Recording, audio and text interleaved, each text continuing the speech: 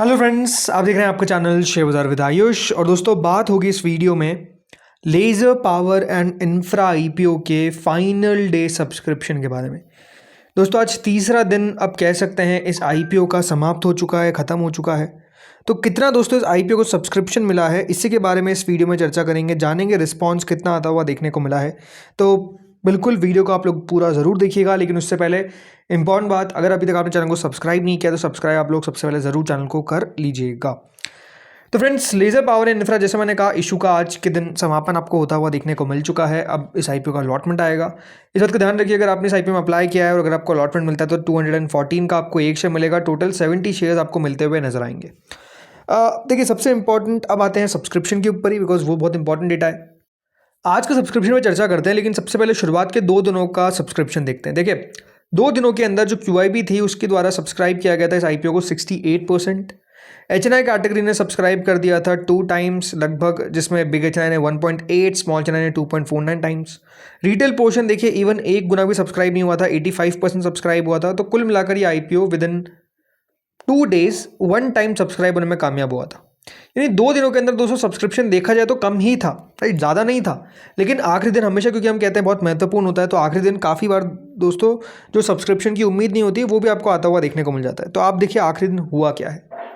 तो आखिरी दिन दोस्तों नजर डालिए आप QIBs के ऊपर, और QIBs को देखिए। QIB कैटेगरी ने इस आईपीओ को सब्सक्राइब कर दिया है आखिरी दिन बाय 97.25 टाइम्स। जी हाँ, QIB कैटेगरी ने इस आईपीओ को लास्ट डे 97 टाइम्स सब्सक्राइब कर दिया। वो QIB जिनके द्वारा 1 गुना भी नहीं सब्सक्राइब किया गया था। और देखिए, टोटल आखिरी दिन 14,431 करोड़ रुपीज़ जो है वो हमको QIB की तरफ से आते हुए देखने को मिल रहे हैं। अब यहाँ पर देखिए सब्सक्रिप्शन में कौन कौन है जिसने अप्लाई किया है। 67 करोड़ शेयर्स दोस्तों कुल मिलाकर अगर आप देखेंगे तो अप्लाई किए गए हैं QIB के द्वारा, जिसमें से फॉरेन इन्वेस्टर्स ने लगभग 25 करोड़ शेयर्स के लिए अप्लाई किया। DIS ने 23 करोड़ शेयर्स के लिए अप्लाई किया। म्यूचुअल फंड्स ने 5 करोड़ शेयर्स के लिए अप्लाई किया। तो अदर्स कैटेगरी ने लगभग 13 करोड़ शेयर्स के लिए अप्लाई किया। यानी दोस्तों हम देखते हैं जहाँ पर हमेशा DII सबसे आगे रहता है, इस बार DII आगे नहीं था। इस बार दोस्तों आपको FII सबसे आगे रहता हुआ देखने को मिला, फिर DII आता हुआ देखने को मिला, फिर म्यूचुअल फंड फिर अदर्स हमको आता हुआ देखने को मिला, और फिर जाकर दोस्तों म्यूचुअल फंड्स आपको देखने को मिलेंगे। तो इस बार आप कह सकते हैं कि फर्स्ट, सेकंड, थर्ड, फोर्थ जो है उसमें फर्स्ट FIIs है, विच इज़ क्वाइट इंटरेस्टिंग कि FIIs ने 14,000 करोड़ में से, मतलब जो टोटल मिलाकर आपका QIB का पैसा आता हुआ देखने को मिला है वो लगभग 14,000 करोड़ है। और उसमें से जो आपको FII का पैसा दोस्तों आता हुआ देखने को मिला है वो कितना है, वो यहाँ पर दोस्तों आता हुआ दिखा है लगभग 5,400 करोड़ रुपए। DIS का 4,960 करोड़ रुपए, म्यूचुअल फंड्स का 1,135 करोड़ रुपए, और जो अदर्स कैटेगरी है उनका 2,930 करोड़ रुपए। इस तरीके का सब्सक्रिप्शन आता हुआ देखने को मिला है, विच इज़ क्वाइट गुड। तो यहाँ पर तो हमने दोस्तों बात कर ली QIB पे। अब आते हैं अगली कैटेगरी जो है हमारे लिए इंस्टीट्यूशनल इन्वेस्टर्स की, यानी HNI या फिर NI जो भी आप कह सकते हैं।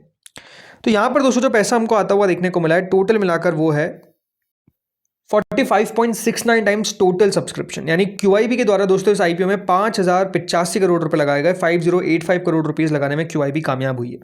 अब शुरुआत करते हैं बिग HNI से। देखिए, बिग HNI पोर्शन लगभग सब्सक्राइब हुआ है 50.32 टाइम्स। यानी बिग HNI की तरफ से दोस्तों टोटल मिलाकर जो पैसा लगाया गया वो 3734 करोड़ रुपीज़ है। ठीक है, 3,734 करोड़ रुपए।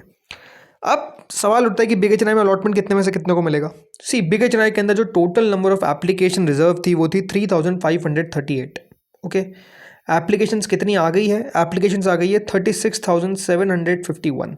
ओके, सो यहाँ पर अगर आपने अप्लाई किया in the big HNI category तो आपकी अलॉटमेंट की जो पॉसिबिलिटी रहेगी वो रहेगी लगभग 10.39 में से कितना, हर 10.39 में से एक व्यक्ति को अलॉटमेंट मिलेगा in the big HNI category अगर उसने अप्लाई किया।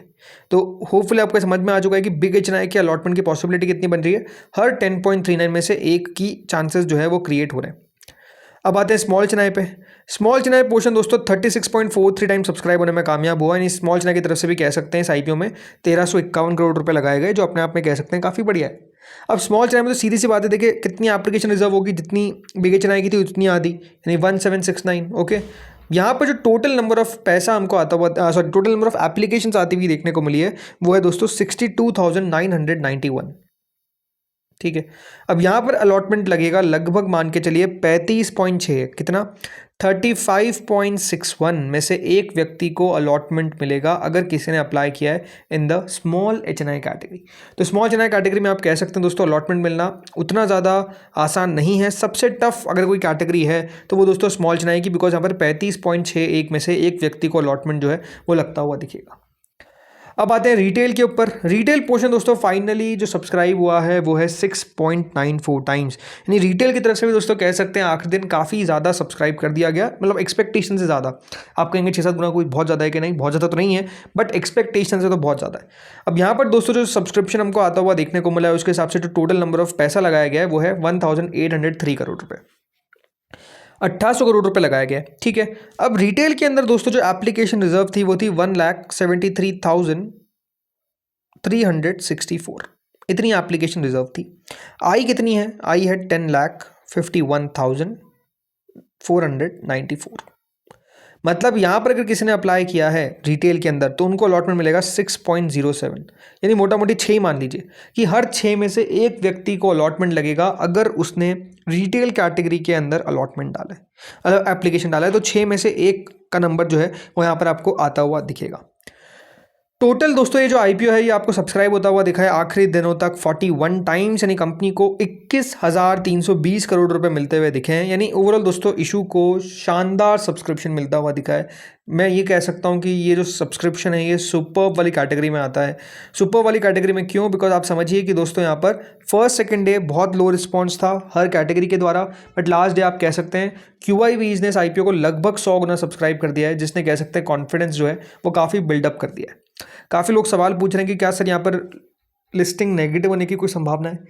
बहुत कम पॉसिबिलिटी, मतलब इवन मैं कहूँगा कि देखिए यहाँ पर 5% पॉसिबिलिटी भी नहीं है कि ये नेगेटिव में आपको लिस्ट होता हुआ दिखेगा।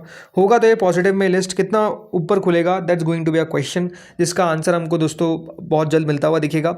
अब ये बात ध्यान रखिए, आप लोगों को सबसे पहले तो कमेंट सेक्शन में बताना है कि आप लोगों ने इस IPO में अपनी कितनी एप्लीकेशन जो है वो बेसिकली लगाई है, ये आप लोग कमेंट सेक्शन में बताइए। बाकी जो अलॉटमेंट की तारीख है वो है दोस्तों 14 जुलाई। 14 जुलाई को याद रखिएगा इस IPO का अलॉटमेंट आ जाएगा, यानी कल के दिन। और जो इस IPO की लिस्टिंग है वो हो जाएगी 16 जुलाई को। तो इसी हफ्ते के अंदर ये IPO आपको लिस्ट भी होता हुआ दिखेगा, अलॉटमेंट भी कल के दिन आता हुआ दिख जाएगा। तो नो डाउट कल भी अपने आप में महत्वपूर्ण दिन रहने वाला है। बाकी अगर मैं बात करता हूँ ग्रे मार्केट के ऊपर, तो देखिए GMP को देख सकते हैं आप। IPO क्लोज होने के बाद GMP जो है वो 35 रुपये पर चलती हुई देखने को मिल रही है, और कई जगह पे आपको बता सकता हूँ मैं रेट 40 रुपये भी आ गया है। मतलब ग्रे मार्केट दोस्तों जो है वो आपको फिर से बढ़ती हुई देखने को मिल रही है। ग्रे मार्केट में अच्छा एक्शन बनता हुआ देखने को मिल रहा है।